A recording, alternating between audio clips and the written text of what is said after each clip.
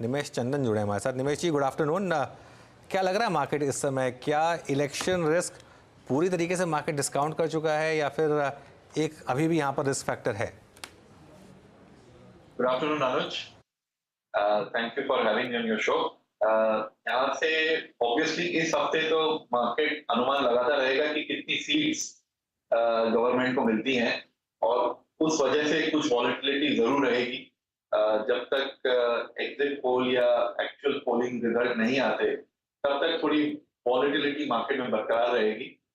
उसके बाद ही लोग बाकी बिजनेसेस और ट्रेंड्स को देखना शुरू करेंगे। मेरे हिसाब से बस कुछ ही दिन और हैं ये अनसर्टेनिटी के, जहां पे हमें शायद विक्स और ऊपर जाता हुआ नजर आए। बट ऐसा लग रहा है कि जो कंसेंसस अनुमान है कि शायद गवर्नमेंट सेम कंटिन्यू रहे, और या लोग रिस्क शायद ना लें, बट वर्स्ट के सिनेरियो में लोग ये एक्सपेक्ट कर रहे हैं कि गवर्नमेंट कंटिन्यू रहेगी, तो उस हिसाब से पोजीशन कर रहे हैं। पर आपको लगता है कि रीसेंट जो मूव है, अगर मैं रीसेंट लो से कंपेयर करूं निमेश जी, तो ऑलमोस्ट 21,850 की ट्रेजेक्ट्री से लगभग 23,100 तक का सफ़र, बेस्ट केस और best numbers for I think NDA बाजार ने ऑलमोस्ट फैक्टरिंग कर लिया इस प्राइस में। इंडेक्स पे हल्का सा एक पर्सपेक्टिव आपका?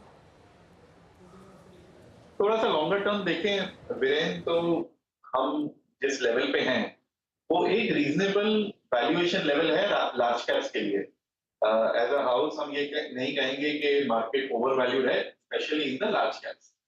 यस, मिड कैप और स्मॉल कैप में जो उनकी एवरेज वैल्यूएशन होती है उससे वो 20 से 25% महंगे चल रहे हैं, बट लार्ज कैप्स में ऐसा नहीं है।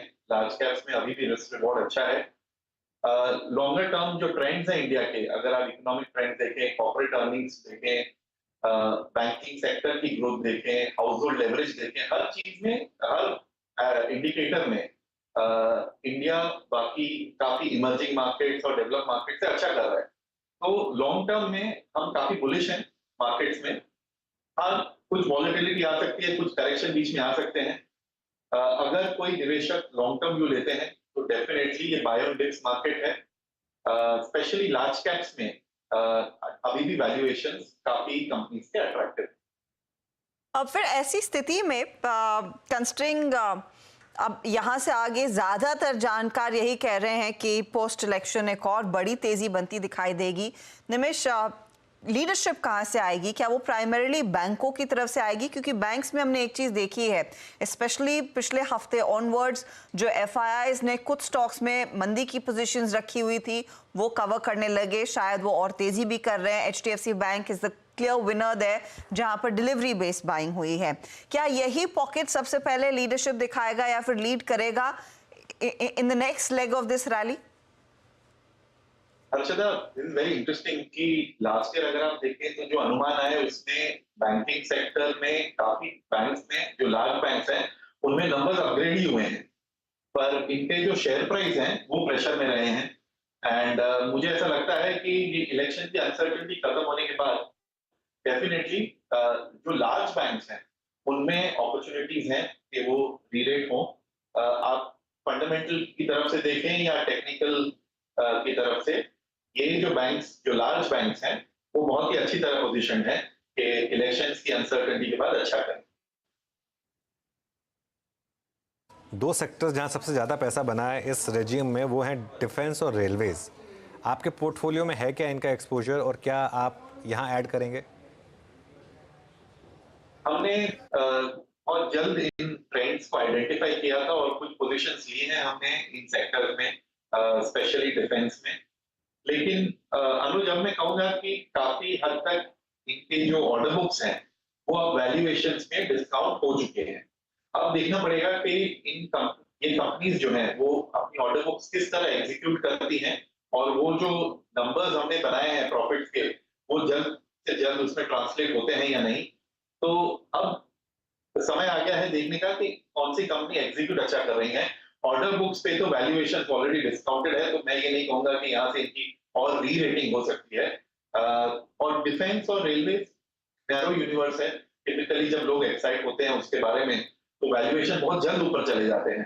तो अब मैं कहूंगा कि इस एरिया में थोड़ा सा संभल के कॉशियसली चलना चाहिए।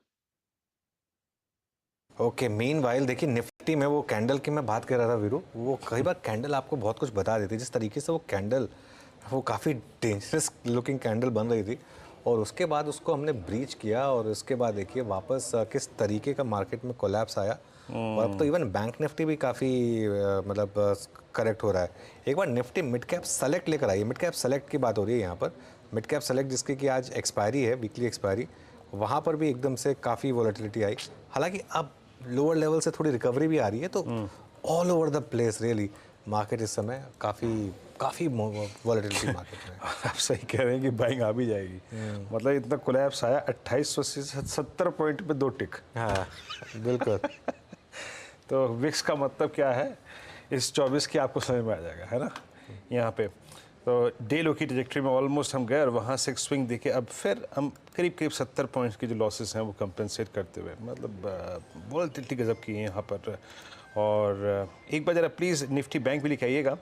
अच्छा निमेश जी, थोड़ा सा अगर हम कुछ देर के लिए इस बड़े इलेक्शन इवेंट को मान के चलें कि बाजार पास कर चुका है, मतलब जैसे कि हमने बात की कि मोर और लेस ये मैंडेट मिल रहा है कि शायद एक सही नंबर्स के साथ ये गवर्नमेंट एक बार फिर से काबिज होगी 4 जून के बाद। 2 इवेंट और लाइंड अप हैं उसके बाद, फुल फ्लेज बजट और मानसून, जिसको लेके मानसून को लेके स्पेशली जो टिप्पणियाँ ये आ रही हैं कि अच्छा मानसून है और सेकेंड पार्ट ऑफ मानसून शायद और अच्छा रहे, प्रभावशाली रहे, अच्छे नंबर्स रहे वहाँ पे। आप इन 2 इवेंट्स के मद्देनजर किन किन सेक्टर्स पे और स्टॉक्स पे फोकस कर रहे हैं, कुछ बताएंगे जरा, specially your take on FMCG. फिर हम टिपिकली सेक्टर्स के बदले मेगा ट्रेंड्स देखते हैं कि कौन से ऐसे लंबे समय की चेंजेस हैं जो इकोनॉमीज, बिजनेसेस और कंपनीज को इम्पैक्ट करती हैं, और उन कंपनीज को सिलेक्ट करते हैं जो इन मेगा ट्रेंड्स की पॉजिटिव साइड। तो उसमें सम ऑफ द इम्पोर्टेंट जो अभी हमें मेगा ट्रेंड्स अच्छी लग रही हैं, एक तो है पावर सेक्टर में, वेयर वी बिलीव कि बहुत साल तक इनका जो ग्रोथ है वो चलता रहेगा। तो पावर सेक्टर की काफी कंपनी बेनिफिशियरीज हैं, रिन्यूएबल्स में कैपिटल इक्विपमेंट सप्लाई करने वाली कंपनीज इसमें जो है। Also water is another theme जहां पे हम बुलिश हैं, वहां पे उस कंपनीज में we are bullish. Consumer discretionary में we are positive on the food side, package food और quick service restaurants. Real estate हमें लगता है कि 6 से 8 साल की साइकिल है, अभी हम जस्ट 2 या 3 साल इसमें आए हैं। तो रियल एस्टेट में अब गेम नेक्स्ट लेवल पे जा सकता है कि जो सेकंड लेवल बेनिफिशियरीज हैं जैसे कि tiles, sanitary ware company, pipes, wires, cables, उन कंपनीज को अब बेनिफिट होगा। फार्मास्यूटिकल्स में आपने देखा होगा कि बायो सिक्योर एक्ट की चर्चा हो रही है यूएस में। इस वजह से काफी कंपनी जो इंडिया में कॉन्ट्रैक्ट रिसर्च एंड मैन्युफैक्चरिंग में है, उनको पॉजिटिव इसका इम्पैक्ट आ सकता है इन रेगुलेटरी चेंजेस का, तो उस बारे में हम बुलिश हैं। और एफएमसीजी एज यू आस्क्ड कि इस साल मॉनसून के अनुमान है कि अच्छा मॉनसून रहेंगे, नॉर्मल मॉनसून रहेंगे। इस वजह से कुछ रिकवरी एक्सपेक्टेड है, रूरल साइड पे ऑलरेडी कुछ ग्रीन शूट्स अवेलेबल हैं। तो एफएमसीजी डेफिनेटली अभी पूरा सेक्टर ही एक अट्रैक्टिव वैल्यूएशन पे ट्रेड कर रहा है। ऑब्वियसली ग्रोथ रेट हर कंपनी की डिफरेंट हो सकती है कि किस सेगमेंट में वो प्रेजेंट है। विद इन एफएमसीजी ऑल्सो जिस कंपनी का एक्सपोजर फूड और रूरल की तरफ है, उसमें हमारी इंटरेस्ट ज्यादा है।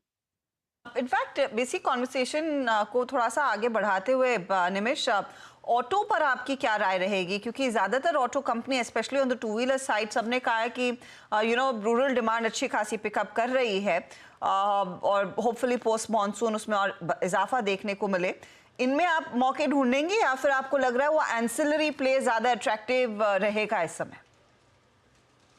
हर्षिता, ओवरऑल अगर मैं स्प्लिट करूं बिटवीन ओईएम्स और एंसिलरीज, तो हम थोड़ा एंसिलरीज के बारे में ज्यादा बुलिश हैं कंपेयर टू ओईएम्स, क्योंकि ओईएम्स ने काफी हद तक अच्छी रनअप भी देखी है। हाउएवर अगर हम ओईएम्स में देखें तो डेफिनेटली 2 व्हीलर्स एक अट्रैक्टिव स्टोरी बनती है, क्योंकि इस साल रूरल में वी आर एक्सपेक्टिंग और रिकवरी और मॉनसून अच्छी रहेगी। Next we are bullish in the passenger vehicle, but यहाँ पे कुछ कंपनीज जो इलेक्ट्रिक और एसयूवी साइड है उस पे हम ज्यादा बुलिश हैं rather than overall passenger car market. तो इट्स अबाउट मार्केट शेयर। और सीवीज पे we are seeing some recovery, but अब वेट करेंगे by the end of the year, कि उनके आंकड़े कैसे आते। ईवी मेंशन करते हैं, फिर आप लोग क्या एक्साइड, अमर राजा जो बड़े बैटरी प्ले में उतर रहे हैं, वहां पर भी एक्सपोजर होल्ड करते हैं? पर्टिकुलर कंपनीज का मैं नाम नहीं ले पाऊंगा, लेकिन ऑटो एंसिलरी जैसे मैंने कहा कि हम बुलिश हैं, उसमें कुछ कंपनीज ऐसी हैं जो आईसीटी इंजन है और इलेक्ट्रिक व्हीकल्स हैं, दोनों को सप्लाई करते हैं, तो उसमें वो डबल बेनिफिट भी आ सकता है और ये ट्रांजिशन होगा, उनको कोई नुकसान नहीं होगा, तो उसमें हम ज्यादा बुलिश हैं। निमेश जी, अब आईटी पे आपका व्यू क्या है? क्योंकि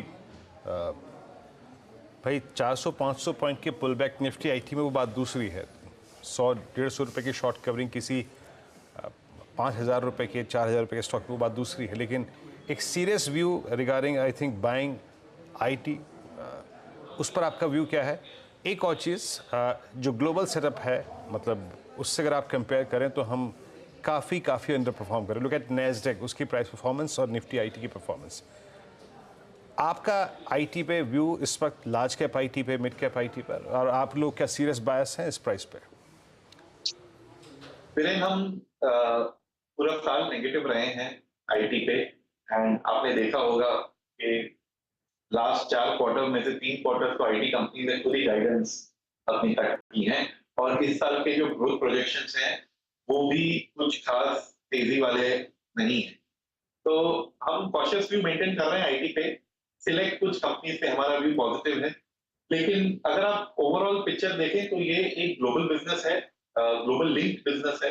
अगर ग्लोबली यूएस, यूरोप में कुछ स्लोडाउन आता है, इनके क्लाइंट्स को अगर कुछ स्लोडाउन झेलना पड़ रहा है, तो B2B बिजनेस को इम्पैक्ट होता है, और इस तरह हमने देखा है कि आईटी कंपनी को भी इम्पैक्ट हुआ है। हमारा अनुमान ये है कि bye the end of the year हम कुछ रिकवरी देखेंगे इन सेक्टर्स में। कुछ ट्रेंड्स अभी भी इंडियन कंपनीज के लिए फेवरेबल हैं, जैसे कि एआई, मशीन लर्निंग, इन सब की वजह से, टेक्नोलॉजी शिफ्ट की वजह से कुछ नए प्रोजेक्ट्स भी आएंगे, और इन टेक्नोलॉजीज की वजह से कॉस्ट बेनिफिट्स भी आ सकते हैं इन कंपनीज को। तो अभी more cautious view for the near term, लेकिन by the end of the year हमारे हिसाब से कुछ रिकवरी आ सकती है IT sector. All right Nimesh ji, बहुत बहुत शुक्रिया हमारे साथ जुड़ने के लिए।